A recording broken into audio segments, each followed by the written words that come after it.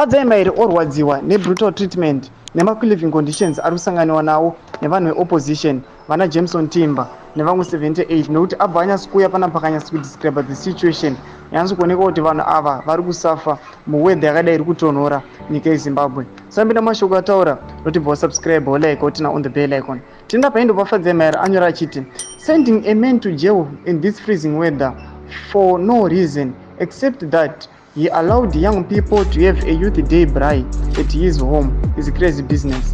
The weaponization of the legal system to punish people you do not like is a dangerous new law for this government. Senator Chamisa Timba is not a criminal, nor are the young people who were peacefully and privately gathering at his home to commemorate the Soweto uprising.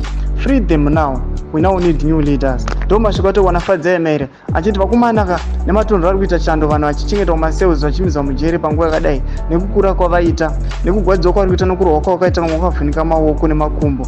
Aiwa, this situation aiwa inogwadza pamusoro pazvo vari guilty vasina mhosva. Aiwa, chimotidza mafungiro enyu nokudii pamusoro pechiitiko ichi. Inai comment section medu usana kusubscribe kulike tinotina on the bell icon.